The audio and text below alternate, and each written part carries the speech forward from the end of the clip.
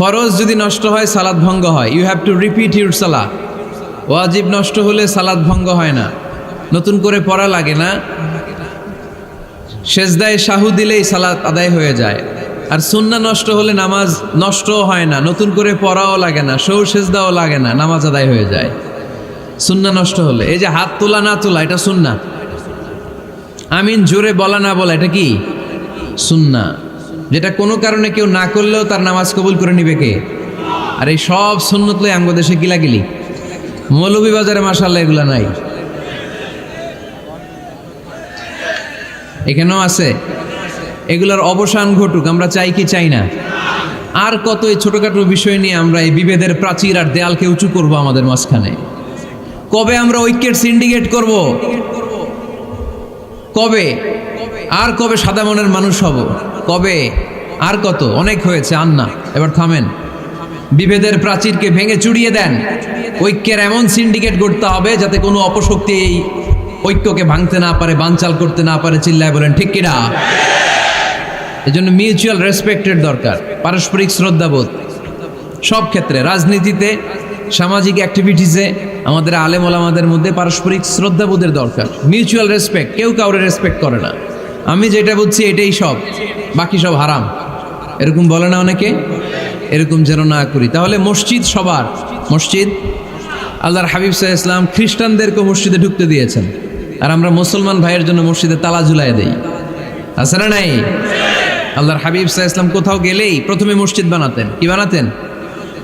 মসজিদ বানাতেন। মক্কা থেকে হিজরত করে মদিনায় আসলেন, কোবায় থাকলেন কয়েক সপ্তাহ। কোবা পল্লীতে তিনি মসজিদ বানালেন, মসজিদ কোবা। ওখানে প্রতি শনিবার কেউ যদি অজু করে ওখানে যে 2 রাকাত নামাজ পড়ে, একটা কবুল ওমরার সওয়াব আল্লাহ তাআলা তার আমলনামায় দিয়ে দেয়।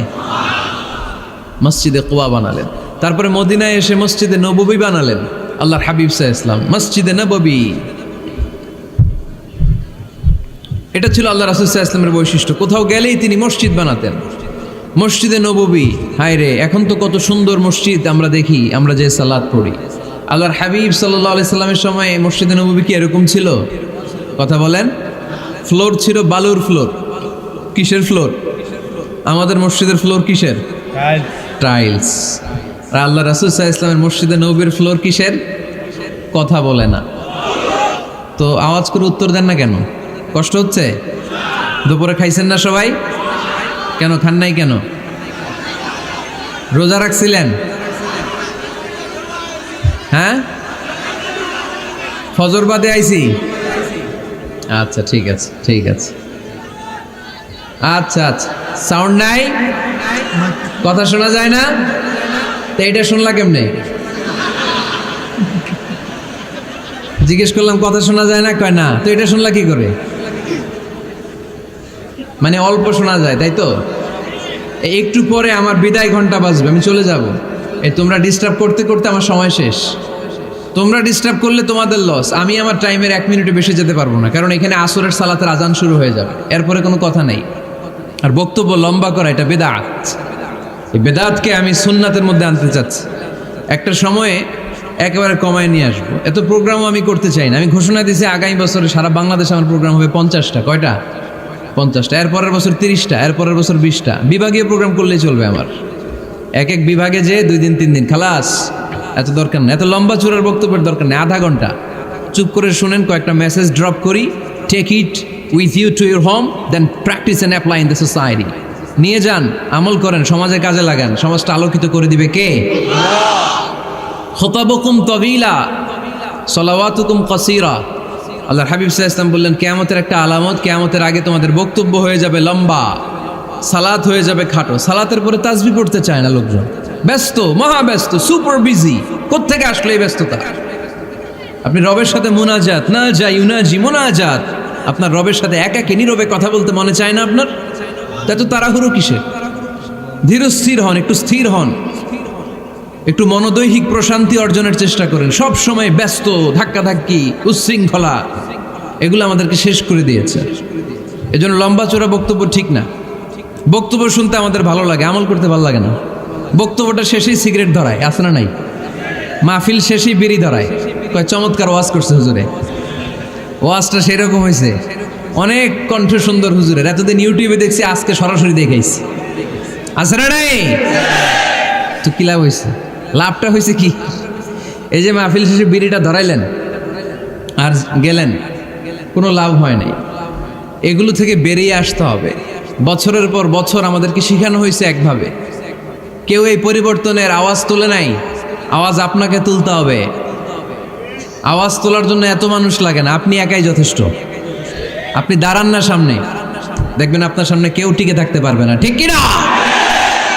কিন্তু আপনার শক্ত সিদ্ধান্ত লাগবে, পরিবর্তনের জন্য শক্ত মানসিকতা লাগবে যে আমি পরিবর্তন করতে চাই। We have to change. যুগ জামানা পাল্টে দিতে চাই না অনেকজন, এক মানুষই আনতে পারে জাতির জাগরণ। এক মানুষই বিপদকালে বাঁচায় কাফেলায়, ক্ষুদ্র ডিঙ্গি বাঁচায় জাহাজ অসীম দরিয়ায়। এজন্য আপনার শক্ত সিদ্ধান্ত পারে আপনার মৌলভীবাজারটাকে দেশের শ্রেষ্ঠ জেলা, শ্রেষ্ঠ থানা হিসেবে আল্লাহর কাছে কবুল করতে, ঠিক কিনা?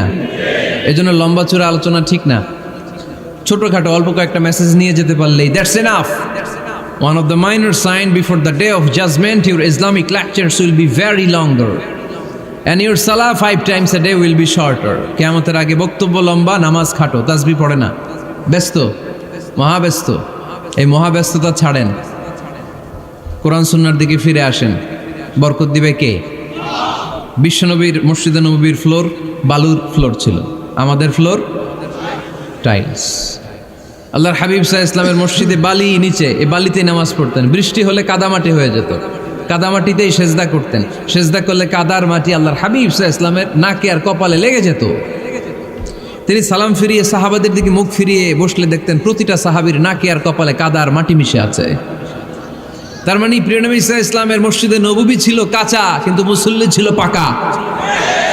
আমাদের মসজিদগুলা হয়েছে পাকা, কিন্তু মুসল্লি কাঁচা, ঠিক কিনা?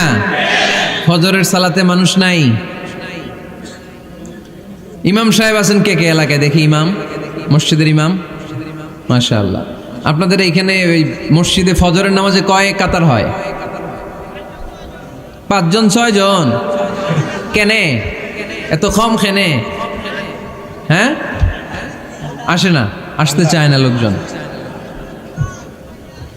তো এই যে 5-6 জন ফজরের সালাতে, কল্পনা করতে পারেন ফজরের সালাতে এত কম লোক? ফজরের জামাতে লোক যায় না, এটা একটা মহামারী। যেদিন ফজরের জামাতের দৃশ্য আর জুমার নামাজের দৃশ্য একরকম হয়ে যাবে, ওই দিনই বাংলাদেশে ইসলাম কায়েম হয়ে যাবে। এখন স্লোগান তুলে বিপ্লব বিপ্লব, ইসলামে বিপ্লব।